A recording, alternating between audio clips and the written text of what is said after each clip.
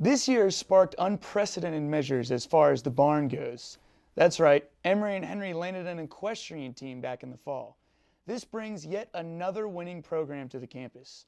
The equine team holds 17 national championships and an intercollegiate dressage national title that was won just last year in 2014. My guests here today helped get the program here from the now closed Virginia Intermont College. Morgan Sollenberger, a former high school classmate of mine and now equestrian star, is with us. Morgan, thanks for being on the set. Oh, thanks for having me. Yeah, so I mentioned you helped get the program here on the campus of Emory and Henry College. Could you describe that process? Yeah, when I had first moved in, I was a little hesitant to talk to anybody. I didn't really want to be here, but President Trump walked into my room on move-in day and said, "Oh, you ride?" Because I was wearing my VI jacket, and said, "Yeah, well, we'll see how it goes. Probably not anymore. Transitional period." And he said, "Well, we'd really love to have an equestrian program here." And I was really hesitant to say yes or no because I really loved the team at VI and I didn't want to step on anybody's toes by building a program here when the team that I loved and left was 20 miles down the road. So I went through the fall semester and a couple of schools backed out of mergers with VI, and I went to my coach and I said, "So, what are we going to do? Because I can't bear to see this program die, and I know she can't either." And she said, "Well, if Weber backs out, which there's really no reason they should, but if they do, we'll go to Emory and Henry and offer some kind of deal that they can have the equestrian program without taking over the school." And somehow it happened and Weber backed out, and I'm sure many people were disappointed, but I was really excited. And Jake Shrum came up to me in the cafeteria one day and said, "Hey, you ride. Kim Nicewonder called me, and we're going to discuss taking over the equine program." And I was like, "Oh, okay, awesome. Thanks for telling me." Ran to the barn, ran into the office, and jumped into Heather's arms and was like, "You'll never guess what happened to me today at Emory and Henry." And they were really excited because they had just heard as well. And he came back up to me the next day and said, "This is where we're meeting. This is the time we're meeting." And we are professionals at staging things. So we set it up that I would be riding Kim Nicewonder's horse as the Board of Trustees, Dr. Haney, and President Shrum walked into the barn. And you mentioned your unwillingness to leave the beloved Virginia Intermont College. Could you explain that transition going from Virginia Intermont to now Emory and Henry College? Well, it wasn't so much an unwillingness to leave the school so much as the barn.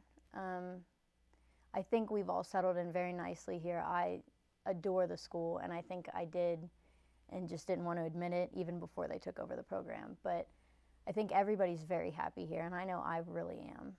We really want to be a big part of the campus. Now, the barn is still in Bristol, 20 miles down the road. Could you sort of explain to me the day-to-day operations that go down at the barn? Yeah, we as students don't hold that much responsibility. We have a full barn staff. They are responsible for cleaning the stalls out every day, feeding the horses, bringing in the horses, turning them out.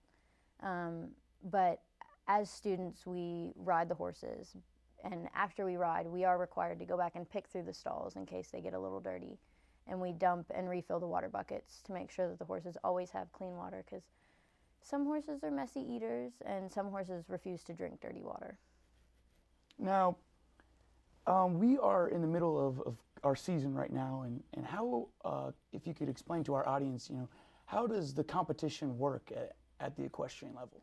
Well, in both sets of teams, the team that wins the most in the region will move on from there. IDA has already qualified for nationals for our region.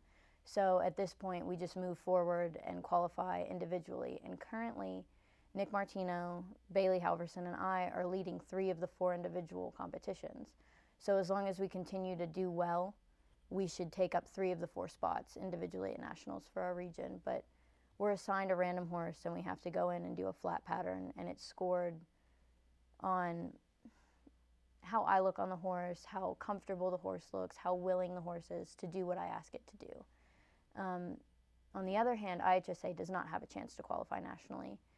They held us out of the first horse show because of the politics, but we're basically given a bucket full of horse names and you draw a horse out. And more often than not, you've never sat on the creature, and you have to get on and go in the ring and jump a course of jumps or do a flat class. And that's basically just judged on how much better or how prettier than everybody else you look. So I think we have a couple of people qualified for regionals who hopefully will move on to zones and then nationals, and I'm hoping that I can get to nationals, but we'll see. And you mentioned the politics of the region. You know, what are the politics of the region? Well, we actually used to be in a different region, and we used to be with Tech and Elon and UNCG, and we were all very friendly, and we supported each other because we all knew we had been together for so long, and you kind of just came into this family atmosphere. And because Emory and Henry is a new school, even though they have the winningest program in IHSA history, they switched us to the region we used to be in, and we compete against Sweetbriar, Hollins, Randolph, Washington, and Lee, and they're the top dogs, and it's a very competitive region. Not to say that we're outclassed, because we aren't. I'm biased, but I think we're better than all of them. But they held us out because we're a new school, so we can't qualify as a team, but they can't hold us out individually. And from my understanding, not only is it the riders of the horses that are very established, it's the horses are as well, and they're not cheap. No, yeah, we love our horses. We have 2 horses that went to the Olympics in Beijing. And then from the same family that donated those 2, we have several nice hunters. But our Olympic horses are very established. They did very well individually. They got disqualified as a team. They were from Norway. But one of their other teammates had drugs in their system, so they were knocked out of medal contention. And like I said before, there's no way that those horses could be cheap at all. Oh, no. You have to get the horses appraised before you donate to the program. You get a tax write-off. So it's very appealing for the wealthier end of the sport. Both of our Olympic horses are appraised at over $1 million. I think one's 1.5 and the other's 1.2. I don't know exactly. We have a couple of really established hunter-jumper horses. Tabasco, I believe, was appraised at $750,000. In addition, we have a handful of $250,000 horses, and a lot of our horses are upwards of $100,000. Yeah, that's a little more than my tuition would cost. But Yeah. Unfortunately, that's all we have time for today. But before I let you go, I do want to ask you one more thing. I can spot out a lot of members of the equine team by the pants that they wear. Is that a statement? Is that a tradition?